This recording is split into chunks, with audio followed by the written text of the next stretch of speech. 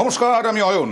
কারো বয়স 100 পেরিয়েছে, কারো বয়স 96, দুবার স্ট্রোক হয়ে গেছে, তারপরেও হাজিরা দিতে হচ্ছে হিয়ারিংয়ে। এইভাবেই কনকনে ঠান্ডায় বৃদ্ধ বৃদ্ধাদের অবস্থা দেখুন। কি অবস্থা? কি অবস্থা?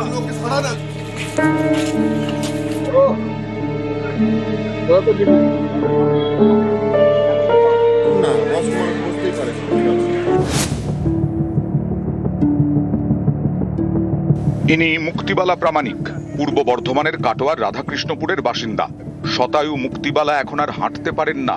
এই অবস্থাতেও তাকে যেতে হয়েছে এসআইআর শুনানিতে ভ্যানে শুয়ে। যে অবস্থায় এই বৃদ্ধাকে নিয়ে আসা হয়েছে, এই বৃদ্ধার কিন্তু এর পরে শারীরিক ধকল নেওয়ার মতন সক্ষমতা নাও থাকতে পারে। প্রথমে ভ্যানে, তারপর নাতির কোলে করে বিডিও অফিস।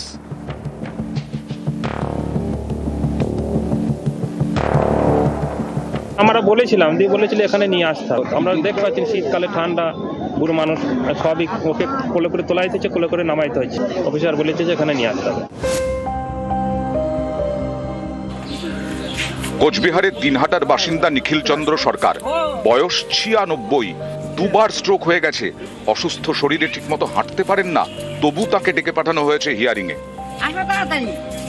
বাবার নামে নোটিশ আসছে, তো বললো যে হিয়ারিং আছে, বিডিও অফিসে যেতে হবে। তো আমরা বিডিও অফিসে বাবা মাকে নিয়ে আসলাম। আরে কিভাবে কি করলো কিছু বুঝলাম। তাহলে উনি এতদিন থেকে সবারই ছিল। আচ্ছা, ভোট দেননি? হ্যাঁ, ভোট দিচ্ছে। মালদার ইংরেজ বাজারের ঝর্ণা দাস, বয়স 90 ছুঁই ছুঁই, সোজা হয়ে হাঁটতে পারেন না। এই অবস্থাতেও যেতে হয়েছে এসআইআর এর শুনানিতে বিডিও অফিসে।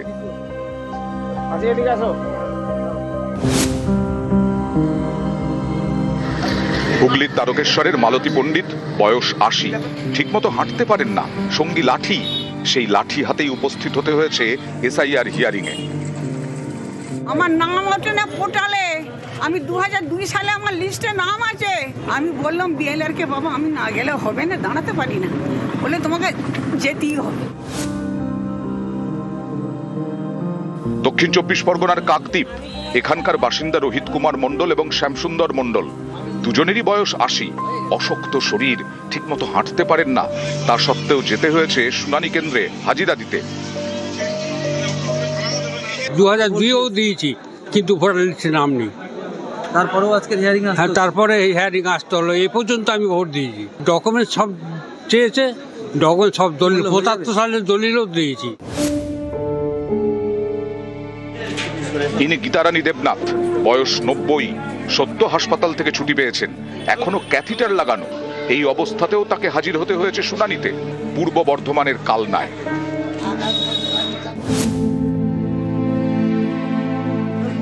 শিলিগুড়ির নকশালবাড়ি, বিক্রমাস মুন্ডা, বয়স 89, দক্ষিণ কটিয়াজোতে বাড়ি, 80 বছরের নীলমোহন সরকারের। এই বয়সেও লাইন দিতে হয়েছে এসআইআর শুনানিতে। জ্যোতি বসুক থেকে ভোট দিয়ে কোনো দিন আমার বাকি রাখিনি। সকাকে ভোট দিছি। অসুবিধা, শ্বাসের কষ্ট, বাড়িতে করলে তো ভালো সুবিধা হতো।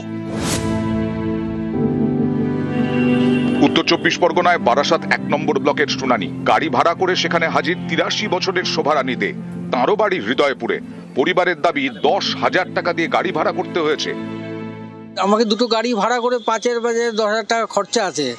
এই 10,000 টাকা খরচা আমার ঘর থেকে দিতে হলো। তো এই জাস্ট এখানে হিয়ারিং অ্যাটেন্ড। কত দূর থেকে আসছে? হৃদয়পুর কৈলাসনগর থেকে এসেছি। অসুস্থ মানুষ টেনে নিয়েছে, রাস্তায় কিছু হয়ে গেলে কিছু করার ছিল না আমার। হৃদয়পুরেরই বাসিন্দা বাবলি দত্ত, বয়স 66, অসুস্থ, পেসমেকার বসানো হয়েছে। এসআইআর শুনানিতে যেতে হয়েছে 5 কিলোমিটার দূরে বারাসাত 1 নম্বর ব্লকে। তার দাবি এর জন্য 10,000 টাকা দিয়ে গাড়ি ভাড়া করতে হয়েছে। যেহেতু আমার প্রেসমেকার বসানো আছে, ভালভ রিপ্লেসমেন্ট আছে, আমার একটা শারীরিক কষ্ট অনুভব করছি আমি এখন। বীরভূমের শিউড়ির বাসিন্দা রহিম শাহ, বয়স 67, বেশ কয়েকদিন ধরে হাসপাতালে ভর্তি ছিলেন। রবিবার ছুটি পান, সোমবার হাজির শুনানিতে। শিউড়িরই বাসিন্দা মিতা রায়, তিনিও বয়স্ক, তাকেও যেতে হয়েছে শুনানিতে। হাজির হতে হবে বলেছে, তাই এসেছি। কষ্ট করে কেন আমাকে ডেকেছেন? মানে এই অবস্থাতে আমাকে আনাই উচিত হয়নি। একে শীতের কামড়, তার মধ্যে সকাল সকালে এসআইআর শুনানিতে নদিয়ার কৃষ্ণনগরে বয়স্কদের দুর্ভোগের এক শেষ।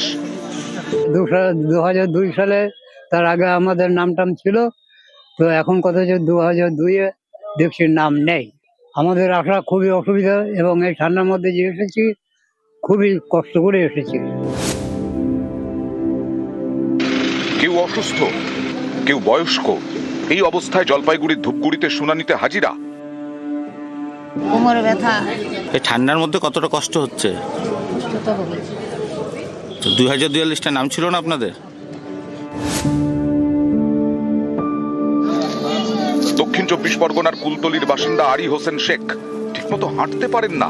কুলতলিরই বাসিন্দা যুধিষ্ঠির মণ্ডল, তিনিও অসুস্থ, ঠিকমতো কথা বলতে পারেন না। দুজনকেই হাজির হতে হয়েছে হিয়ারিং এ। হিয়ারিং এ ডেকেছে? হ্যাঁ, আমার শরীর খারাপ তো। নিউজ 18 বাংলা। জেলায় জেলায় ভোগান্তির একই ছবি, কোথাও ঠায় দাঁড়িয়ে লাইনে কনকনে ঠান্ডার মধ্যে অন্তঃসত্ত্বা, কোথাও আবার ভাঙা পা নিয়ে শুনানিতে হাজিরা।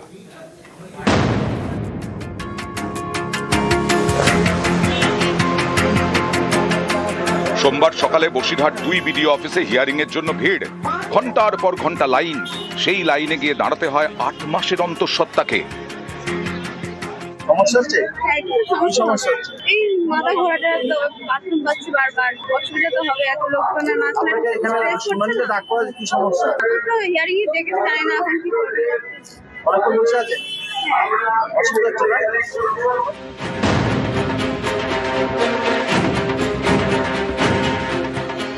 উত্তর দিনাজপুরের ইসলামপুর, এখানে অন্তত 5,500 ভোটারকে হিয়ারিং এর নোটিশ পাঠানো হয়। এদিন প্রচন্ড ঠান্ডায় ভাঙা পা নিয়েই শুনানিতে হাজির নাজমা খাতুন। হাঁটতে পারছেন না, কোনো মতে টোটো ভাড়া করে এসেছেন। হ্যাঁ, এই ভাঙা পা নিয়ে আসতে হলো? কষ্ট হচ্ছে না? কষ্ট হচ্ছে, টোটো রিজার্ভ করে আনছে, কিরকম করে যাবো উপরে, আমার পা ভেঙে গেছে। ভাঙা পা নিয়ে খুব কষ্ট হয়।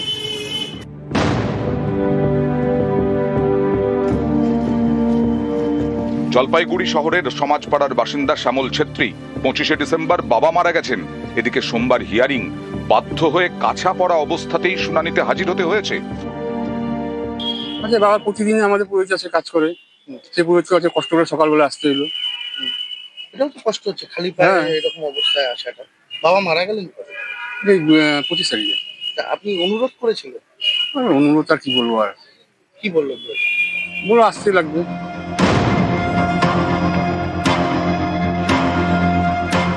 জলপাইগুড়ি সদর ব্লকের বাসিন্দা মাধব ভক্ত, সোমবার তাঁকে শুনানিতে ডাকা হয়। মাধবের মেয়ের শুনানিতে ডাক পড়েছে বুধবার। মাধবের দাবি, তার মেয়ের হার্টে ফুটো, চিকিৎসার জন্য বেঙ্গালুরু যাওয়ার কথা। 2 মাস আগে ট্রেনের টিকিট কেটেছেন, মঙ্গলবার ট্রেন, কিন্তু বুধবার মেয়েকে শুনানিতে ডাকা হয়েছে। 31 তারিখে না হয়ে যেত, অন্য ডেটটা যদি করতো তো আমার ভালো হতো। কেন? আমি এখন বাইরে যাচ্ছি মেয়েটাকে নিয়ে ট্রিটমেন্টে। কি হয়েছে? মেয়ের হার্টের ফুটো। আচ্ছা, কবে ডেট পড়েছিল? 31 তারিখ। 31 তারিখ। আর যাবেন কবে আপনি? মঙ্গলবার ভোর 3টা। এখন কোথায় এসছেন? আমি এই বিডিও অফিসে আসছি।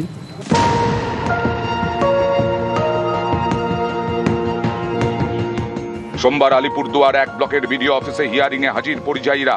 কেউ ভিন রাজ্যে কাজ করেন, কেউ আবার ভিন দেশে। শুনানির নোটিশ পেয়ে সব কাজ ফেলে তড়িঘড়ি ছুটে এসেছেন। আমি ভোটার থাকি, কাজকর্ম ছেড়ে তো আসতে হলো। হ্যাঁ। এমনি কিছু কাগজপত্র চেয়েছে? হ্যাঁ, কাগজ চেয়েছে। কি কি চেয়েছে? যেমন আমার যে ডকুমেন্টস আছে, আমার ফ্যামিলির ডকুমেন্টস, মানে আমার বাবা মায়ের ডকুমেন্টস, এগুলো চেয়েছে। বাড়ির সব কিছু কাজটা ফেলে দিয়ে এখানে আসতে লাগছে। এই 16-18 কিলোমিটার দূর থেকে আসছি, এখন নোটিশ করছি, এখন তো আসতেই লাগবে। টাকা চেয়ে গেলে ভালো হয়, আসলো না সেটা তো বলতে পারবো না। কার গাফিলতি বলতে পারে? সেটা আমরা কি করবো। নিউজ 18 বাংলা। আর হাওড়ার একটি বুথে, ডোমজুড়ের একটি বুথে 999 জন প্রবাসী ভারতীয় এনআরআই, এরকমটাই দেখা যাচ্ছে কমিশনের কাগজে। তারা এখানকারই বাসিন্দা। তাদের দাবি তারা এখানকারই বাসিন্দা, ডোমজুড়ের বাসিন্দা, এসআইআর ফর্ম ফিল আপ করা হয়েছে এবং খসড়ায় নাম আছে, কিন্তু কি দেখানো হয়েছে? প্রবাসী। তালিকায় একাধিক নাম বাদ থাকায় আতঙ্ক, আর হিয়ারিংয়েও তো ডাক পাননি। আমার নাম এসছে, আমার হাজবেন্ডের আর ছেলের নাম আসেনি, দুজন। এই যে একটু ভয়টা লাগছে যে তিনজনের মিলে একসঙ্গে জমা দিলাম, তা আমার একলা এলো, দুজনের কেন আসলো? এমনকি স্যারেরা সই করে দিচ্ছে, সেই সইয়ের কাগজ পর্যন্ত এনেছি। আমার আর আমার ছেলের নাম পুরো বাদ দেওয়া হয়েছে। কয়েক বছর ধরে ভোট দিয়ে আসছি, কোনো সমস্যা নেই। এই সময়টা কেন বাদটা দেওয়া হলো? কোথায় থেকে হলো? কেন করলো? ওরা তো ভয় পাইয়ে দিচ্ছে। 184 আমাদের ডোমজুড় কেন্দ্রের 36 নম্বর পার্টে 1270 নাম টোটাল উঠেছে। তার মধ্যে 999 জনকে প্রবাসী ভারতীয় দেখিয়েছে। এটা একেবারে সংখ্যালঘু এলাকা। এই সংখ্যালঘুদেরকে যাতে আগামী দিন রোহিঙ্গা হিসেবে প্রচার করতে পারে, তার জন্য নির্বাচন কমিশন ভারতীয় জনতা পার্টির নির্দেশে এই কাজ করেছে। যেখানে জীবনে কোনোদিন তারা বাইরে যায়নি, তাদেরকে প্রবাসী ভারতীয় দেখানো হয়েছে। সারা পশ্চিম বাংলা জুড়ে যারা এখানে থাকে না, যারা মৃত, যারা বাংলাদেশ থেকে এসে এখানে টাকার পয়সা বিনিময়ে টিএমসির নেতাদের হাত ধরে যারা ভোটার কার্ড তৈরি করেছিল, তারা নিজের এনুমারেশন ফর্ম ফিল আপ করেনি, তারা এলাকা ছেড়ে পালিয়ে গেছে। তাদের নাম কি জোর করে টিএমসি ভোটার লিস্টে তুলে দেবে? আজকে যখন ভোটার লিস্টের শুদ্ধিকরণের কাজ হচ্ছে, তখন স্বাভাবিকভাবে মানুষ কষ্ট পাবে। ফর্ম ফিল আপ করতে হবে, হিয়ারিং এ যেতে হবে, কাগজ তো দেখাতে হবে। এই পুরো প্রক্রিয়াটাকে সহযোগিতা করতে হবে। স্বরূপনগরের, উত্তর 24 পরগনার স্বরূপনগরের টুম্পা দাস জলজ্যান্ত, তিনি ক্যামেরার সামনে অভিযোগ করছেন। কি অভিযোগ? তিনি নিখোঁজ। তিনি এসআইআর ফর্ম ফিল আপ করেছেন, কিন্তু তাকে নিখোঁজ হিসেবে দেখানো হয়েছে এসআইআর এর খসড়া তালিকায়। কিভাবে নিখোঁজ তিনি? এখন তো হিয়ারিংয়েরও ডাক পাননি, তাহলে তার নাম বাদ চলে যাবে? বাদের যে লিস্ট, তাতে আমার নাম এসেছে, আমার তো একটা রেজিস্ট্রেশন যে ফর্মটা সেটা আমার দিয়েছে, তারপরে আমার নাম বাদ গিয়েছে, ওখানে অনুপস্থিত, খুঁজে পাওয়া যাচ্ছে না, সেই এতে নাম এসেছে। তার আমার বললো যে 6 নম্বর ফর্ম ফিল আপ করতে, তাই আমি আবার 6 নম্বর ফর্ম ফিল আপ করেছি। আমাদের যেখানে যে বিএলও, সে। আপনারা খুঁজে পাওয়া যাচ্ছে না, কেন খুঁজে পাওয়া যাচ্ছে না? আপনি বাড়ি থাকতেন না? না, আমি বাড়ি থাকতাম। অ্যানিমেশন ফর্ম আপনার কাছে দিয়ে দিল? হ্যাঁ, আমার কাছে দিয়ে গেছিল। সই করে জমা দিয়েছিলেন? হ্যাঁ, জমা দিয়েছি। আপনার কি বাবা মায়ের কাগজপত্র সব ঠিক আছে? হ্যাঁ, সব ঠিক আছে। 2002 লিস্টের বাবা মায়ের নাম আছে। চক্রান্ত করে নামবাদের অভিযোগ তৃণমূলের। বিএলও বলছেন খতিয়ে দেখে ব্যবস্থার আশ্বাস দিচ্ছেন। দেখা যাক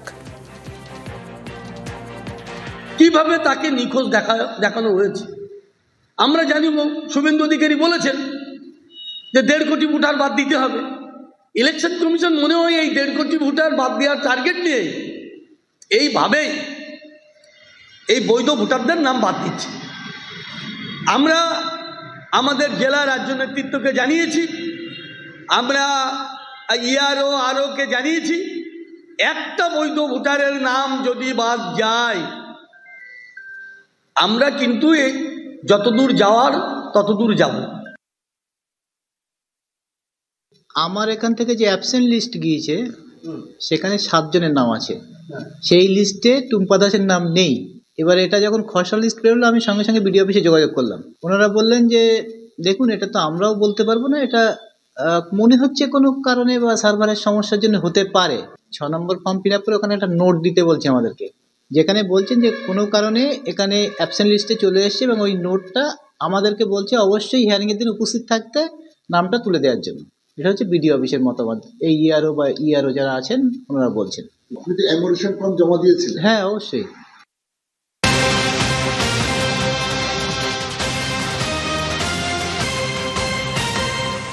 এই দেখাচ্ছিলাম কিছুক্ষণ আগে শতায়ু, তাকে যেতে হচ্ছে হিয়ারিংয়ে।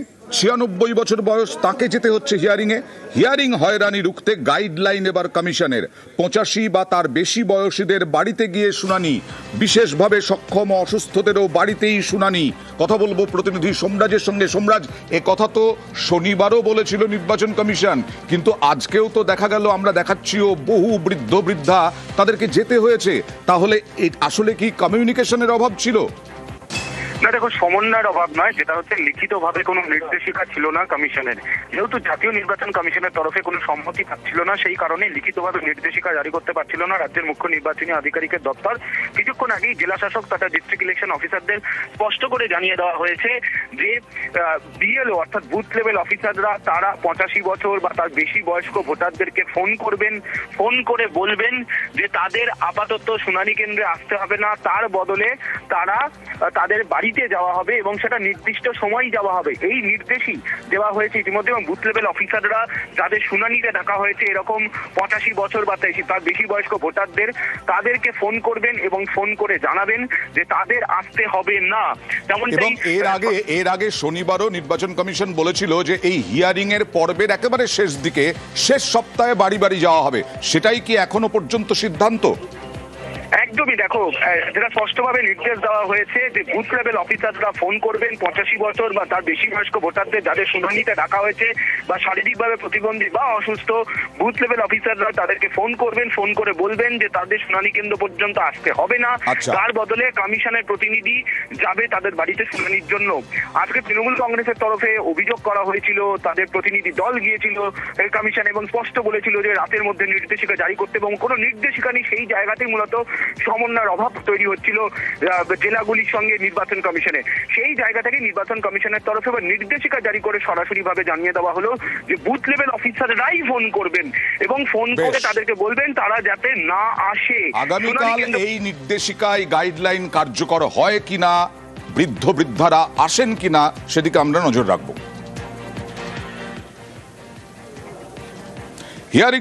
হিয়ারিংয়ে বিএলএ 2দের রাখতে হবে, এই দাবিতে চুঁচুড়ার বিধায়ক অসিত মজুমদার প্রায় 1 ঘন্টা শুনানি বন্ধ রাখলেন। তারপরে শুনানি শুরু হলো, কিন্তু তাতেও তিনি দমলেন না।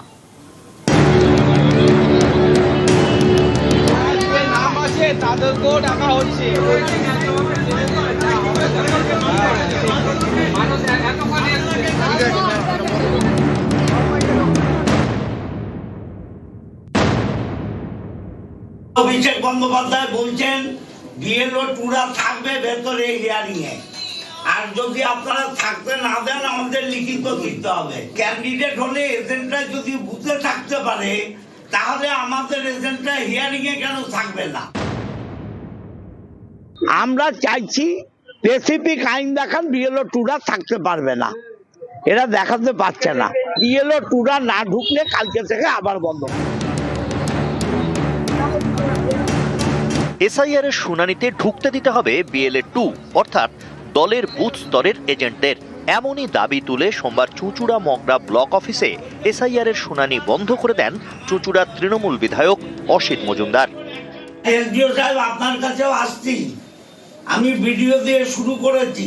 অভিষেক বন্দ্যোপাধ্যায় বলছেন বিএলও 2রা থাকবে ভেতরে হিয়ারিং এ, আর যদি আপনারা থাকতে না দেন আমাদের লিখিত দিতে হবে। ক্যান্ডিডেট হলে এজেন্টরা যদি বুথে থাকতে পারে তাহলে আমাদের এজেন্টরা হিয়ারিং এ কেন থাকবে না? এসডিও সাহেব দেখুন, আপনার সাথে আমাদের মধুর সম্পর্ক, কিন্তু দলের বাইরে আমি যেতে পারবো না।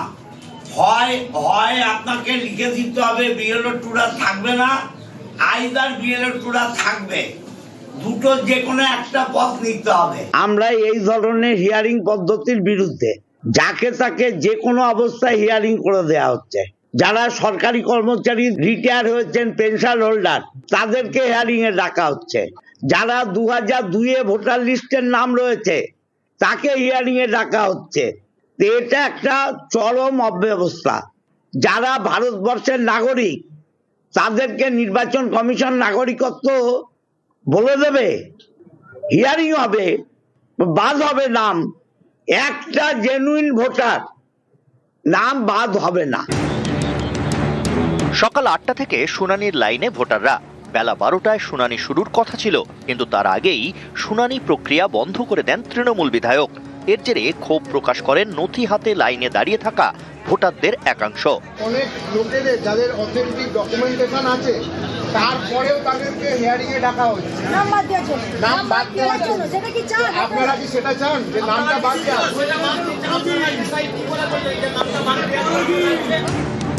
1 ঘন্টা 15 মিনিট বন্ধ ছিল শুনানি।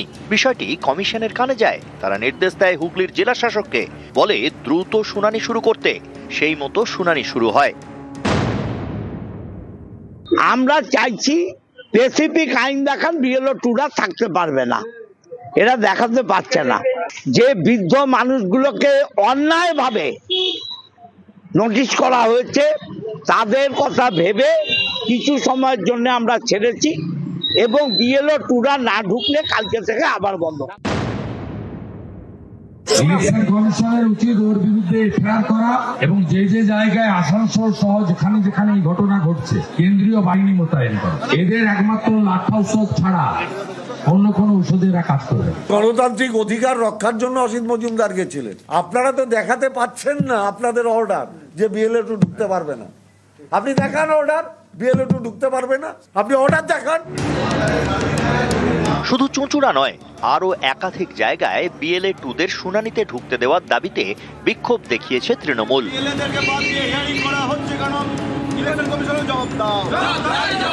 জানিয়ে শুরু হয়েছে রাজনৈতিক চাপানুতোর। নিউজ 18 বাংলা। ভোটের রাজনীতি একেবারে গরম, তার মধ্যে বিএলও 2 রাজনীতি বঙ্গে রাজনীতি গরম।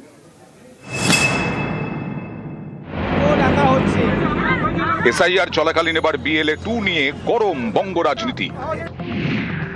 বিধানসভা কেন্দ্র ভিত্তিক দলীয় এজেন্টরা হলেন বিএলএ 1, বুথ ভিত্তিক এজেন্টরা হলেন বিএলএ 2। এসআইআর এর শুনানি শুরুর দুদিনের মাথায় রবিবার দলের 1 লক্ষ নেতাকর্মীকে নিয়ে ভার্চুয়াল বৈঠক করেন অভিষেক বন্দ্যোপাধ্যায়। সেই বৈঠকে তৃণমূলের সর্বভারতীয় সাধারণ সম্পাদক বলেন, ভোট গ্রহণের সময় বিএলএ 2 থাকতে পারলে শুনানির সময় কেন থাকতে পারবেন না? সব বিএলএ 2 উপস্থিত থাকবেন। অনুমতি না দেওয়া হলে আইনতভাবে মোকাবিলা করা হবে। বিএলএ 2রা ইআরওকে বলবেন লিখিত নির্দেশ দেখাতে। আমরা তো বলছি না শুধু তৃণমূল কংগ্রেসের বিএলএ 2 থাকুক, আমরা বলছি সব দলের বিএলএ 2 থাকবে না কেন? আপনার অর্ডার কোথায় যে বিএলএ 2 ঢুকতে পারবে না? আপনি অর্ডার দেখান। এই মুহূর্তে কমিশনের যেটা নির্দেশাবলী এসছে আর কি, সেখানে কিন্তু বিএলএ 2 কেন, যারা হিয়ারিং এর সঙ্গে যুক্ত নয় এমন কোনো ব্যক্তি ওখানে থাকতে পারবেন না। শীর্ষ নেতৃত্বের বার্তা, তারপরই ময়দানে তৃণমূল। বিএলএ 2দের শুনানিতে ঢুকতে দেওয়ার দাবিতে একের পর এক জেলায় তৃণমূলের বিক্ষোভ। বিক্ষোভের জেরে বহু জায়গায় বন্ধ হয়ে যায় শুনানি। চুঁচুড়া তৃণমূল বিধায়ক অসিত মজুমদারের বিক্ষোভের জেরে ঘন্টা খানেক শুনানি বন্ধ থাকে চুঁচুড়া মগরা ব্লক অফিসে। থাকবে ভেতরে হিয়ারিং এ, আর যদি আপনারা থাকতে না দেন আমাদের লিখিত দিতে হবে। হুগলির ধনেখালিতেও তৃণমূল বিধায়ক অসীমা পাত্রর বিক্ষোভের জেরে বেশ কিছুক্ষণ বন্ধ থাকে শুনানি।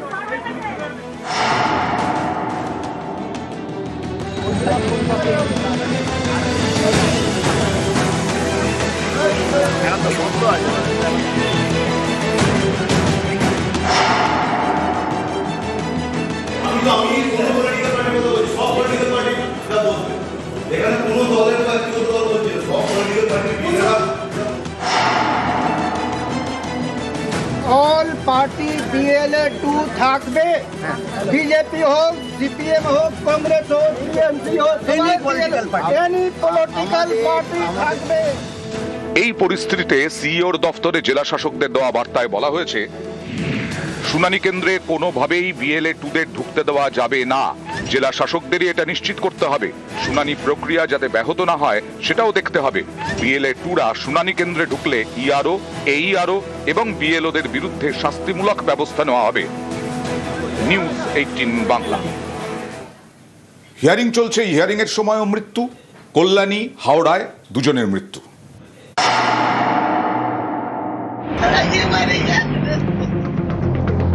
হাওড়ার আমতার বাসিন্দা জামাত আলী। হিয়ারিং এ ডাকা হয় বৃদ্ধকে। পরিবারের দাবি, সেই আতঙ্কে সোমবার তার মৃত্যু হয়। শেখ জামাত আলীর বয়স 61। 2002 এর তালিকায় নাম নেই। শুনানির জন্য 31 ডিসেম্বর জামাতকে ডাকা হয়। পরিবারের দাবি, নোটিশ পেয়ে টেনশনে ভুগছিলেন বৃদ্ধ। সোমবার ভোরে আতঙ্কে তার মৃত্যু হয়। চিঠি দিয়ে তার রেজিস্টার করে মারা গেছে, তো আমরা কি করে খাবো? আমার একটাই রোজগার করে আনতো, আমরা খেতুন। তোমার এবারে বাংলাদেশে নিয়ে যাবে, তোমার কোনো ডকুমেন্ট পাই না। কিছু রোগও না, কিছু হয়নি। কল্যাণী বিধানসভার কাঁচরাপাড়া পঞ্চায়েতের চর যদুবাটির বাসিন্দা জওহরলাল মাহাতো, বয়স 72। 2002-এর তালিকায় নাম আছে বৃদ্ধের, তারপরেও বৃদ্ধকে শুনানিতে ডাকা হয়। পরিবারের দাবি এমনিতেই অসুস্থ ছিলেন, রবিবার শুনানি থেকে ফিরে আরো অসুস্থ হয়ে পড়েন। সোমবার মৃত্যু হয় জওহরলালের। এসআইআর নিয়ে দুশ্চিন্তা থেকেই মৃত্যু বলে দাবি পরিবারের। ওই হারিয়ে এসে একটু শরীর খারাপ হয়েছে। 2002 নাম ছিল বাবা? হ্যাঁ। হিয়ারিং কি কোনো সমস্যা হয়েছিল? হ্যাঁ বলছিল কি একটু বুকটা ব্যথা করছে। ভয়ে? হ্যাঁ ভয়ে, অনেক লাইন ছিল। আচ্ছা। আমতা থেকে সন্তু মালিক, কল্যাণী থেকে রঞ্জিত সরকার, নিউজ 18 বাংলা। ফের নির্বাচন কমিশনকে তোপ মুখ্যমন্ত্রী মমতা বন্দ্যোপাধ্যায় এই এসআইআর আতঙ্কে মৃত্যুতে সরব। বারবার কেন মৃত্যু, এবং এত বছর থাকার পরেও এখানে তাদের নাগরিকত্ব নিয়ে কিভাবে প্রশ্ন তোলা যায়। মানুষকে বড্ড হয়রান হতে হচ্ছে। এই 1 মাসের মধ্যে 50 জনের বেশি মানুষ আত্মহত্যা করেছেন বা মারা গেছেন। এটা সহ্য হচ্ছে না। একটা মানুষ বাংলায় থেকে তাকে প্রমাণ করতে হবে আমি এদেশের নাগরিক কিনা। আর নাগরিকের সাথে ভোটাধিকারের কি সম্পর্ক? আমি এখানে থাকি, আমি পড়ি, আমার জন্ম, আমার ঠিকানা, আমার অস্তিত্ব, আমার অস্মিতা, আমার ভাষা, আমার ভালোবাসা। বাংলা ভাষায় কথা বললেই বলছে হোটেলে জায়গা দেওয়া যাবে না। বাংলা ভাষায় কথা বললেই বলছে বাংলাদেশি। যারা 71-এর মার্চ পর্যন্ত এসছে তারাও আজকে ইন্ডিয়ান নাগরিক। 2024-এ যারা এলো তাদের আপনি যদি নাগরিক বলতে পারেন, তাহলে সারা জীবন দেশের জন্য যারা রক্ত দিল, ফাঁসির মঞ্চে গেল, কি বাবুরা একটু ভাববেন নাকি? তাই বাংলাকে ভালোবাসি, ভালোবাসি, ভালোবাসি, দেশকেও ভালোবাসি। বাংলা তার কৃষ্টি সংস্কৃতি নিয়ে সারা পৃথিবীকে পথ দেখাবে। What Bengal thinks today, world will think tomorrow.